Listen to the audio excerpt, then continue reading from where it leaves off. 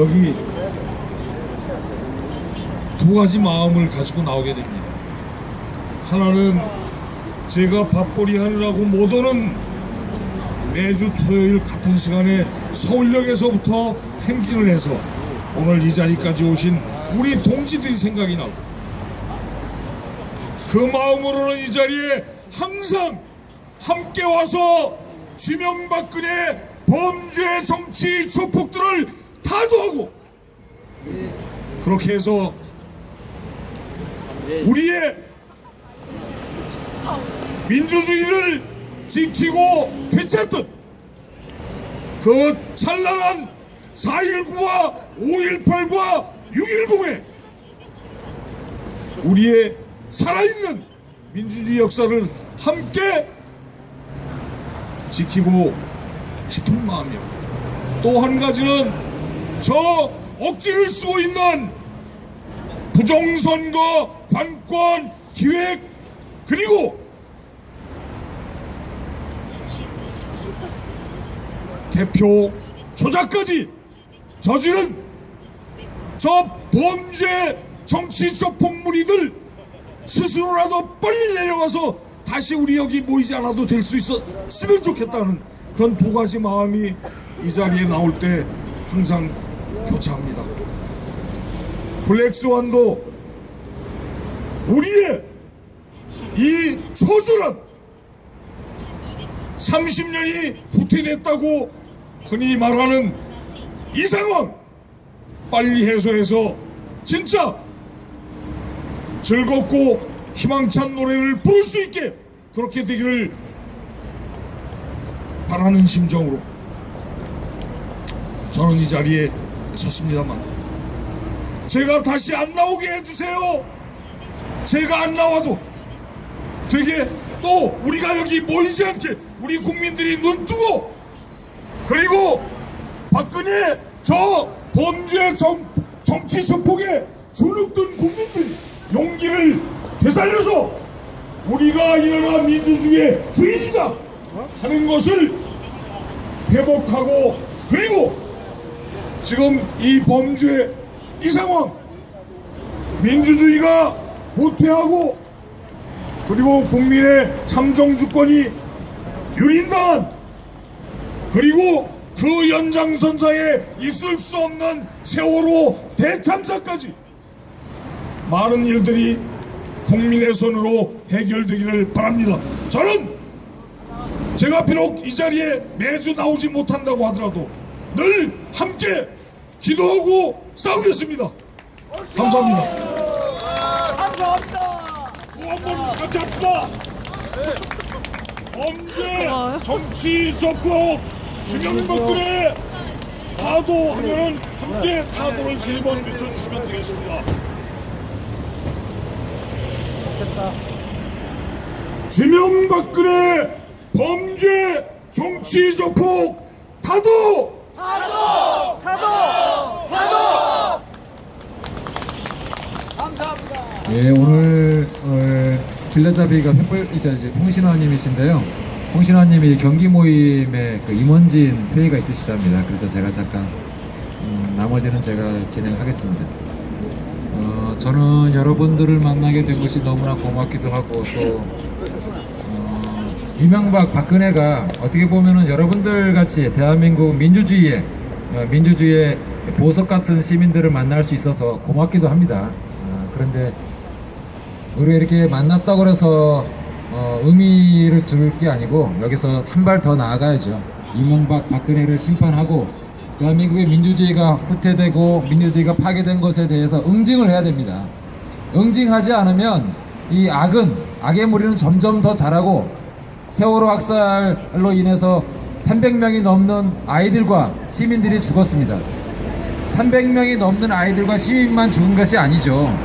그거를 포함한 민주주의가 파괴되고 생명이 유린되고 하는 이 처참한 상황에서 일반 시민들은 술 한잔 앞에 두고 자살하고 길 지나가다가 남을 찌르고 그런 범죄가 횡행하고 사람들이 더 이상 살 수 없는 괴로운 상황이 돼서 대한민국이 사람 사는 사회가 아니고 사람 사는 국가가 아니고 사람 사는 세상이 아니고 괴물들만 살고 그 괴물들의 노예들만 사는 처참한 국가가 되어서는 안 되는 겁니다.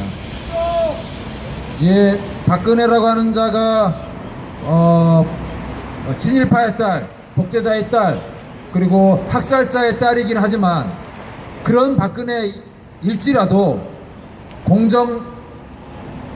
정정당당한 선거에 의해서 당선된 대한민국의 대통령이라고 하면 우리가 이렇게까지 집회하고 박근혜 퇴진하라고 하면은 그거 우리가 바로 우리가 잘못이죠. 그렇지만 박근혜는 국정원, 군사이버사령부, 또 검찰, 경찰, 보훈처, 안행부 포함한 또 공정한 선거를 관리해야 될 중앙선관위의 개표 조작까지, 아니 어떻게 투표함이 열리기도 전에 개표 방송에 나갈 수 있습니까? 투표함에 박근혜가 몇 표, 문재인이 몇 표, 이거를 투표함을 까서 확인도 해보지 않고 어떻게 박근혜가 몇 표 얻었고 문재인이 몇 표 얻었고 한 것을 알 수가 있습니까? 이것은 제가 제 혼자만의 주장이 아니라 정보공개 청구를 통해서 중앙선관위가 넘겨준 18대 대선에서의 개표 정보, 중앙선관위가 넘겨준 공식 문서에 의해서 증명된 겁니다. 18대 대선에서 박근혜가 정정당당한 대통령이라고 하는 걸 증명하기 위해서는 전국에 13,542개가 넘는 투표소에 각 투표소당 한 장씩 만들게 되어져 있는 개표 상황표가 박근혜의 당선을 증명해야 되는 겁니다. 그런데 그 박근혜의 당선을 증명해야 될 개표 상황표가 거의 조작된 증거가 너무나 많습니다.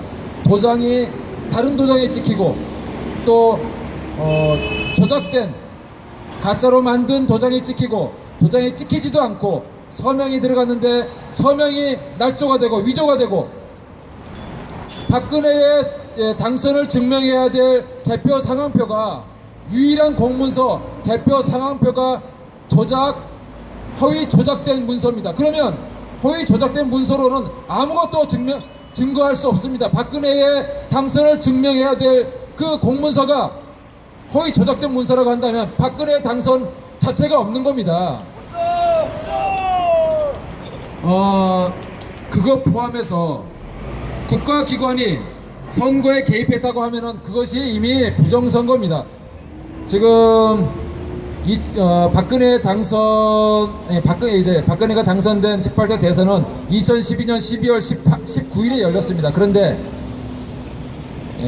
2012년 19일 18대 대선이 열리기 하루 전날 2012년 12월 18일 오후 1시 11분 선관위 서버에 다음날 있을 선거 결과가 미리 입력되어 있었다고 한다면 이거는 있을 수 없는 겁니다. 이것이 확인된 게 2012년 12월 18일 오후 1시 11분 남양주 구리시 선관위 서울 송파구 선관위 홈페이지에 다음날 있을 선거 결과가 미리 입력되어 있었습니다.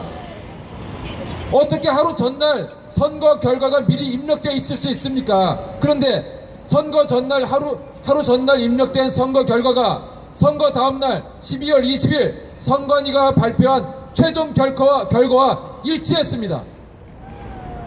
어떻게 선거 전날 선거 결과가 미리 입력될 수 있으며 선거 다음날 선관위가 발표한 최종 결과와 일치할 수 있습니까?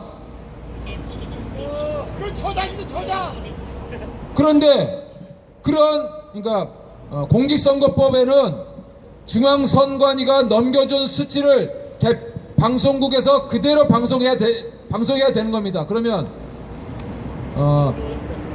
개표 방송사에서 국민들에게 방송하는 개표 방송이라고 하는 거는 중앙선관위가 넘겨준 데이터를 그대로 방송해야 되는 겁니다. 그러면 중앙선관위가 넘겨준 수치와 방송국에서 방송하는 수치는 다를 수 없는 겁니다. 그런데 중앙선관위가 18대 대선에서 총 투표자 수가 3,072만 명이라고 이제 발표를 했습니다. 그런데 MBC는 총 투표자 수를 그러니까 선관위보다 46만이 적게 방송했습니다. SBS는 중앙선관위 발표보다 16만 표가 적게 방송했습니다. 어떻게 이럴 수가 있습니까? 중앙선관위가 넘겨준 수치를 방송하지 않고 방송사가 임의의 수치를 국민들에게 방송한다고 한다면 방송사가 허위사실을 유포한 겁니다.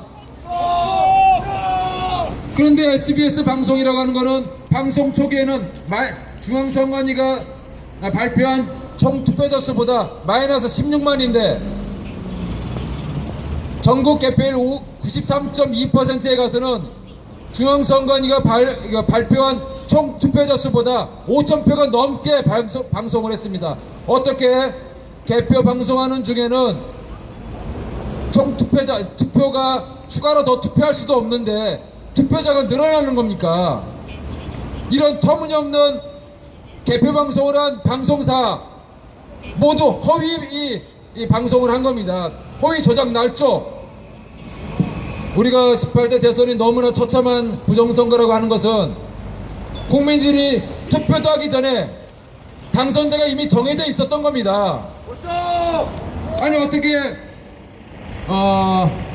제가 2012년 12월 27일 새누리당 당사 앞에서 처음 부정선거 심판을 위한 1인 시위를 시작했을 때 국정원, 군사이버사령부 등에 의한 선거 개입만 있었다고 한다면 거리로 나오지 않았을 겁니다. 그런데 저는 중앙선관위가 공정한 선거를 담당해야 될 중앙선관위가 개표 조작으로 당선자를 뒤바꿔버린 처참한 개표 조작 선거였다고 생각했기 때문에 거리로 나온 겁니다. 그런데 2년이 지난 26개월이 지난 지금 이미 그것이 증명이 되었습니다. 제가 주장하고 일반 시민들이 주장하는 것은 중앙선관위가 넘겨진 정보공개 청구를 통해서 중앙선관위가 넘겨진 공문서를 분석하고 또 중앙선관위가 각 방송사에다가 넘겼다고 하는 1분당 득표수 이것을 분석한 결과 18대 대선은 중앙선관위가 주도한 개표 조작 선거다 이미 증명됐습니다. 맞습니다. 지금뿐만이 아니라 대한민국의 대통령이라고 하는 자리는 너무나 중요한 자리입니다. 1년 365조 원의 최종 결정권자, 국민들의 세금을 걷어서 담배값에 붙어있는 세금, 휘발유값에 붙어있는 세금, 또 라면에 붙어있는 세금, 당신 일반 시민들이 내는 세금 모두를 걷어가지고 그것이 1년 정부 예산의 365조 원입니다. 1년 정부 예산 365조 원의 최종 결정권자가 대통령입니다. 그런데 그런 대통령이 정권을 도둑질한 도둑년이 청와대를 차지하고 앉아있다고 한다면 이 나라의 도둑이 청와대를 차지하고 앉아있다고 한다면 이 나라의 청와대가 도둑놈의 소굴이 되는 것이고 강도가 이 나라의 청와대를 차지하고 앉아있다고 한다면 이 나라의 청와대가 강도의 소굴이 되는 겁니다. 또한 부정선거를 앞세워서 박근혜의 아비는 박정희는 총과 탱크를 앞세워서 이 나라의 정권을 찬탈한 군사 발랄의 수괴입니다. 박근혜는 반대 대통령이다. 그런 박정희의 딸 박근혜가 대를 이어서 부정선거를 앞세워서 이 나라의 정권을 찬탈했다고 한다면 대를 이어서 부정선거를 저질렀다고 한다면 이 나라의 시민들은 부정선거 박근혜를 응징하기 위해서 거리로 나와야 되는 겁니다. 맞습니다. 저는 여러분들과 함께 대한민국의 시민의 한 사람입니다. 대한민국의 주권을 가지고 있는 이 나라의 주인인 여러분도 이 나라의 주인이고 저도 이 나라의 주인입니다. 이 나라의 주인이라고 한다면 여러분들의 주권을 강탈한 자들, 여러분들의 주인된 권리를 강탈한 자들을 심판해야 되는 겁니다. 이 나라의 경찰들이 정통성 있고 정당하고 국민들이 뽑은 정당한 대통령이 청와대를 청와대에서 원활한 국정 운영을 하면서 정당한 총리를 뽑고 정당한 장관을 뽑고 정당한 경찰청장을 뽑아서 정당한 국정 운영을 할 때 대한민국의 공무원들도 정당한 공무원들이 되는 겁니다. 경찰 공무원들도 또한 일반 공무원들도 대통령이 정당하지 않은데 경찰이 어떻게 정당한 공권력을 행사할 수 있겠습니까? 부정한 방법에 의해서 부정선거로 대한민국의 정권을 찬탈한 박근혜를 대한민국의 경찰들이 보호하고 일반 시민들을 탄압한다고 한다면 그런 경찰들은 시민들이 무제한 항거권으로 처단해야 되는 겁니다. 경찰도 부정선거 박근혜를 심판하려고 하는 일반 시민들을 탄압한다고 한다면 그 경찰들도 응징되어야 되는 겁니다. 왜 그러냐? 대한민국은 민주공화국이고 대한민국 헌법은 불의의 한건 4.19 민주 이념을 계승한다고 되어 있습니다. 4.19 민주 이념이 무엇입니까? 3.15 부정선거 항거에서 거리로 쏟아져 나와서 부정선거 이승만을 심판한 불의에 항거한 민주 시민들의 혁명입니다.